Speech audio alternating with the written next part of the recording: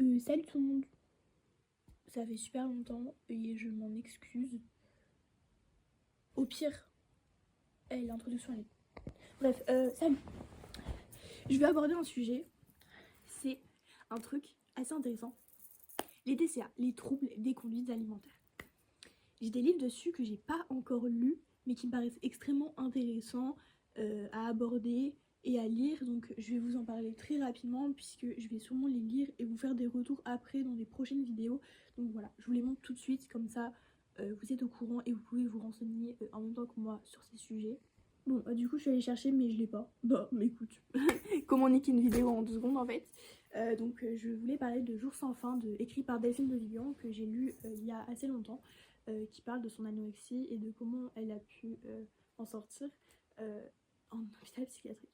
Voilà, c'est pas très fun, c'est vraiment pas une lecture facile, notamment si vous souffrez de TCA, mais c'est une lecture que je vous recommande, notamment si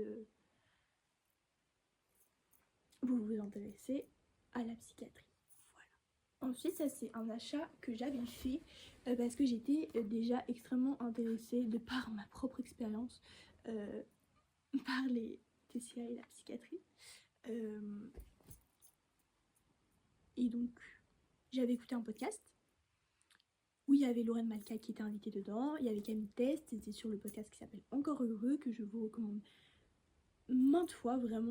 Donc celui-ci, je ne l'ai pas encore lu, mais vraiment, il ne me tarde de le lire au final, parce que elle était extrêmement pertinente en podcast, et ce que j'ai pu en retenir, c'était que qu'il fallait absolument que je lise des livres sur les TCA. Voilà. Ensuite, il y a Devenir anorexique, d'une sociologue qui s'appelle, je crois, Darmon. Ça se trouve que j'écorche totalement son nom, écoutez. 4e livre, au final que des femmes. Quel flex au final. J'ai enlevé la couverture, du coup ça pue un peu sa mère, mais c'est I Am Glad My Mom Died, écrit par Janet McCurdy, et c'est sur sa relation avec la célébrité et l'anorexie notamment, et les Almond Moms. En fait, moi, ce que je voulais faire, c'était vous partager mon expérience avec les TCA, mon expérience personnelle et comment j'ai réussi à en sortir de par une petite review TCA au final. Ce que je voulais faire, c'était vous partager les écrits que j'avais faits pendant que j'étais un peu anorexique, un peu boulimique, et aussi pendant que j'étais hyperphage, puisque j'ai eu ces 3 trucs et dont j'ai réussi à me sortir uniquement grâce à la fluoxétine. Ça va sortir le Big Carnet Rose au final. Alors dites-vous bien que j'ai fait ça au lieu de réviser les IEP et de me construire un avenir potable. J'espère que vous en êtes reconnaissants. Voilà. Je vous propose de lire certains écrits que j'ai faits qui sont selon moi un peu déchirants pour vous rendre compte de ce à quoi ressemblait la vie d'une fille en anorexie et aussi en boulimie. Et voilà, je sais pas si ça vous intéresse, mais je vous propose de vous plonger dans ça. Et du coup, je vous ferai une lecture un peu plus politique, un petit peu plus avancée, un petit peu plus poussée au final, de ce que sont les enjeux des TCA et des dynamiques que cela recouvre, des personnes qui sont touchées, de à quel point le capitalisme influe sur les TCA, de est-ce que l'hôpital psychiatrique peut aider à en sortir. Petite transition pour vous dire qu'on va passer à la lecture en fait des extraits et qui peuvent être un peu bouleversants, enfin je sais pas, en fait ça dépend de vous, mais ça peut être un peu dur à entendre, du coup je préfère vous prévenir, et si vous préférez ne pas avoir à subir ces extraits, bah partez juste de la vidéo quoi. Car sur vous, prenez soin de vous, faites attention, prenez soin de vos proches, mangez bien, nourrissez-vous suffisamment, puisque se nourrir suffisamment, c'est un acte politique de résistance face au fascisme, face à l'oppression. Maman m'a fait part de son inquiétude, dans le peu de mots qu'on a échangés à propos de mon rapport à la nourriture. En finissant ce taboulé, je serai à environ 1100 calories. Je suis dans un déni pas possible, je me mens à moi-même. Non, c'est pas assez. Est-ce que je m'invente cette peur de grossir, de me paraître trop faible à 45 kilos ? Ça fait tellement longtemps que je n'ai pas dit j'ai trop faim. Alors que ça m'arrive encore, bien que mon corps ait cessé de m'alarmer à ce propos. Pourtant, je mange le matin, chose dont je me privais avant. Avec le sport que je fais tous les soirs, malgré la fatigue parfois, je pense que c'est pas assez. J'ai besoin de dire que je n'ai plus faim pour ne pas manger du phare ou des cannelés. Dire que je n'aime plus ça. Et établir une liste assez longue de fear foods. La semoule pourrait en faire partie. Les assiettes des autres sont pleines de choses dont je me prive. Il m'en suffit d'une pour me faire culpabiliser. Est-ce normal de ressentir une telle satiété alors que je dois être à 1300 calories tout au plus? Le pire, c'est que ça me va bien d'être en dessous. Pas trop de culpabilité. Est-ce que c'est des TCA que de tenir la planche en jean par terre sur la poussière après un repas trop copieux? Je sais pas si je m'invente tout ça. J'ai besoin de retourner le paquet, voilà tout. Besoin de savoir ce que mon corps va avoir et ce qu'il n'aura pas car c'est trop mauvais. Je veux arrêter de penser à la nourriture à ce point. Elle me consume, elle me bouffe. Littéralement. Ne pas trop manger le soir, boire toujours, pour remplir et vider. Sentir un fluide, car mon sang ne coule plus. Plus depuis 7 mois, bientôt 8. Je consomme du contenu pas trop idiot sur Instagram, Anorexia Recovery Vibes. Ces squelettes, je les affectionne. On peut si bien se fondre dans la masse, façon de parler. Se faire petit. Mais le déni l'emporte toujours. Le jeûne intermittent, des mois durant, c'était pour ne pas avoir les calories du matin. Mais qui les a diabolisées, elles qui sont censées donner de l'énergie? Déjà, j'ai été contente de voir que manger le matin n'allait pas me rendre plus grosse. Au contraire, mieux répartir mes repas a réduit les problèmes de digestion et la culpabilité. Ça m'a évité de me péter le bide le soir car rien n'ingérait la journée. Avoir honte de manger beaucoup d'un coup parce que trop faible, ça m'est arrivé hier. Se cacher dans le placard, dire je n'ai pas faim pour le phare au pruneau alors qu'on est en train de se gaver pour pas tuer mon corps. De recherche Google, c'est X ingrédients, calories, unités. J'ai désinstallé Instagram, je n'y pense même plus. Mais je pense tellement à la nourriture. Je ne suis pas malade, car pas en état critique, mais quand même un peu pour qu'une poignée de personnes s'inquiètent. Est-ce que je le fais pour l'attention, pour que les autres me remarquent? Je ne sais pas, mais ça ne fonctionne pas. Il faut que j'arrive à me dire que c'est pas parce que j'ai fait 47 kilos en sortant d'un repas qui a été pour moi une orgie de nourriture que je suis grosse et condamnée à l'être. Il faut que je désinstalle Instagram parce que j'y perds mon temps, que je regarde des ventres plats tous les jours. Avec ces dates et ces amendes, je crois que maman veut m'engrosser. Je n'ai pas envie de guérir, mais je le dois. Toute calorie est comptée, approximativement. Tout est dans ma tête. J'ai réinstallé Instagram pour recevoir un simple message et voilà que j'y perds mon temps. Des envies de se soigner et d'être en meilleure forme. Puis de ne rien manger et d'être dans le déni. Se faire aider, mais pas trop. Ne pas vouloir écouter, ne pas vouloir changer de corps. Pourtant, ma poitrine est si maigre, mais mon ventre est plat. Il faut arrêter de compter les calories en sachant qu'il n'y en a pas assez. Laisser le corps faible et le faire croire que tout va bien. Parfois, je me dis que quelque chose cloche et que j'ai quelques symptômes des personnes anorexiques, à commencer par l'aménorrhée, le déni, la mauvaise image de soi. Faut-il continuer de compter ses calories et se voir répéter que c'est pas assez dans quelques mois, c'est l'hospitalisation? Ou essayer d'arrêter de compter tout en sachant que l'apport est trop faible? Se peser pour la mauvaise cause, ou détester son corps sans connaître son poids après un repas à peu près normal. Regarder les assiettes des autres, toujours avoir moins, s'en réjouir. C'est des TCA. Non, pas vraiment. Déni, culpabilité. Est-ce que j'ai assez mangé? Non, maman. Mais j'ai eu un blocage. C'est trop. Il y a eu de la soupe, un peu de céréales. Me voilà pleine, de vacuité. Je me nourris de vide. Je suis à environ 1300 calories par jour sans compter le sport. Diable que c'est bon de faire souffrir mon corps. J'en ai parlé à personne car ça reste assez perso. Loin de ne pas être trop concernée, comme l'a dit la psy qui je crois ne m'aide en rien à ce propos, j'ai vraiment arrêté de songer au plaisir. Alors qu'en vrai c'est plutôt de mon âge. Plus d'envie personnelle, voilà tout. En plus de l'irritabilité, les frictions que ça crée, cette sorte de colère que je transmets, le désir disparaît.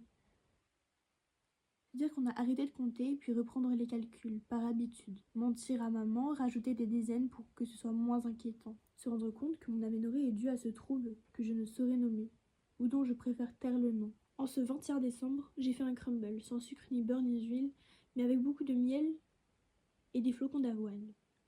Il y a quelques mois, je me serais dit c'est sain, bouffe tout tant qu'il y a encore temps, c'est si bon. Là, j'en ai juste pris pour goûter. Stop.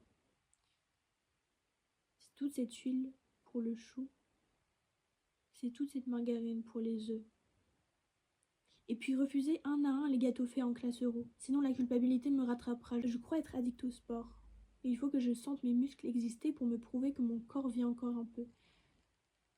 C'est toute cette eau pour éliminer, c'est tout ce café pour éliminer, c'est toutes ces graines pour éliminer au plus vite le diable que j'ai mangé. Et que je sois contente intérieurement de ma performance. Le but, 2100. À combien on est? Souvent 1000 de moins. 500 les jours de mieux. Non, de moins bien. Je me perds. Est-ce que je veux guérir? Oui, mais guérir de quoi? Je ne suis pas malade. Le pire dans l'histoire, si tant est qu'il y en ait une, tant elle est complexe, c'est que tout le temps, je me soucie de ce que les autres ont mangé. L, P, M. T'es sûr d'avoir assez mangé? Je me nourris de ce que mangent les autres. Je m'inquiète de ne pas en voir manger certains. Les TCA, c'est chez les autres. À quoi ça sert? À me faire du mal d'une autre manière, à me priver de plaisir, à me dire que je ne mérite pas ça. La psychologue qui me répète que pourtant je mets des habits larges. Pourquoi m'amaigrir? C'est pas mon image que je combats, c'est moi. Pourquoi j'ai pas envie de guérir? Parce que j'ai pas de maladie, j'ai juste perdu mes règles. En vrai, c'est surtout qu'on est en hiver, on n'est pas encore découvert. Summer is coming, dans 6 mois. J'ai peur de guérir, de prendre du ventre. Là, je suis à 811 calories. On enlève la marche, selon mon téléphone, je suis à 706. Et je survis. Et je sens mon corps habitué à ce nombre trop faible, mais qui me convient à merveille. Moins c'est, mieux c'est. Compter me permet de me rendre compte, pas de me soigner, mais de baisser encore. On n'a jamais dépassé les 1700.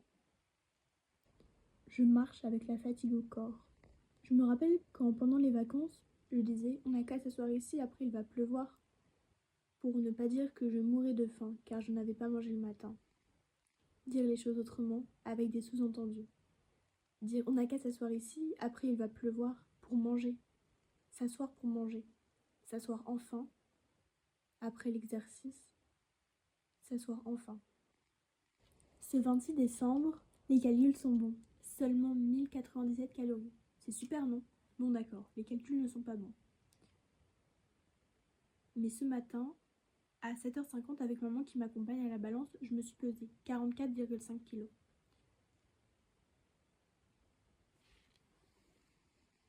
Je déteste les maths et pourtant, ça me fait vivre de compter. Aujourd'hui, j'ai mangé beaucoup de glucides. Maintenant, j'ai des crampes musculaires la nuit, une aménorrhée secondaire depuis 8 mois, un contrôle permanent sur mon corps et mon ventre, une culpabilité immense après avoir mangé, un dégoût de beaucoup d'aliments jusqu'à vouloir vomir, l'inquiétude malsaine de maman, une perte de temps considérable à tout compter, une faiblesse quotidienne telle que je ne la ressens plus, une crainte de grossir, une irritabilité forte car trop faible, une addiction au sport bien que j'y prenne plaisir. On est le 2 janvier et je me suis accordée de ne pas mettre de réveil ce matin, laisser mon corps se réveiller en vacances. J'ai pris mes résolutions, arrêter de compter les calories pour la nouvelle année. Hier j'étais à environ 1400, ce soir on mange au restaurant. Je me sens un peu faible car hier je n'ai pas beaucoup mangé. Le problème c'est que j'aime voir mon ventre si plat en mangeant. J'ai pris une part de gâteau pour le nouvel an. Un goût sucré sur mon palais, souvenir d'un temps lointain. Je ne sais pas si pour cette année je place en combat, en but principal sortir de TCA ou me mettre à la course. Je ressens presque la satiété, celle que je méprise. Je hais le sentiment d'avoir trop mangé. J'ai un énorme ventre, me voilà obèse. On mange au restaurant ce soir. J'ai envie d'enlever tout ce que j'ai mangé de mon corps. Putain, comment c'est bien. T'es conne, Lucie. J'avais atteint 43,2 kg pour 164 cm. Je viens de me faire vomir pour la première fois massivement. Tout ça, c'est autant d'écrits que j'ai collectionnés dans mon carnet et dont j'ai pu vous lire quelques passages. Je trouve ça assez intéressant et important de revenir sur ces écrits afin de mieux les cerner et afin de mieux se comprendre soi-même dans une sorte d'introspection continue qu'on pourrait faire sur son histoire au final. Je sais pas si c'est super compréhensible, mais en fait c'est plusieurs extraits à chaque fois, de fois où j'écris et tout, et j'écris pas les jours, mais c'est à chaque fois à des moments différents. La dernière fois que j'ai écrit, c'est la fois où je me suis fait vomir, et après j'ai un peu moins écrit parce que je suis tombée dans l'hyperphagie. J'espère que ces témoignages vont vous permettre de vous rendre compte à quel point ces maladies elles sont graves et elles sont à prendre au sérieux, que ce soit dans votre entourage ou non. De manière sociétale, on doit s'emparer de ce problème. Parce que si depuis la nuit des temps, on a dit aux femmes de se restreindre, de ne pas manger, de ne pas être gourmandes, c'est bien pour servir un propos. Le fait qu'elles ne prennent pas le pouvoir, qu'elles ne s'en saisissent pas. Et c'est extrêmement grave, puisque, et là je vais servir une rhétorique néolibérale, féministe blanche, mais on ne peut pas prendre le pouvoir de cette manière, même si, in fine, le but n'est pas de prendre le pouvoir, mais bien de faire la révolution. Ce que je vous souhaite aux personnes qui sont encore malades, c'est de vous en sortir. Ça viendra par la thérapie, la psychiatrie par exemple, par l'amour de soi, par l'amour des autres. Ça prend du temps, mais ça va venir, je vous assure. Je sais pas si les extraits vous ont marqué plus ou moins, mais en tout cas moi, me replonger dedans, ça a été assez complexe. Du fait de me dire que j'ai véritablement eu une dysmorphophobie à un tel point en fait. Ça m'a rappelé des événements aussi, des moments où je me faisais vomir par exemple, assez compliqués, où du coup je me cachais dans les toilettes et j'allais me faire vomir. C'est des moments forcément assez intimes, c'est assez dur aussi. Si vous connaissez des personnes qui souffrent de ce genre de maladie dans votre entourage, véritablement faites en sorte d'aller les faire consulter. Je reviens bientôt avec plusieurs vidéos un peu plus construites, donc j'espère que ça vous dérange pas que celle-ci le soit un petit peu moins. Je vous souhaite une très bonne continuation et merci d'avoir regardé cette vidéo jusqu'au bout. Bisous.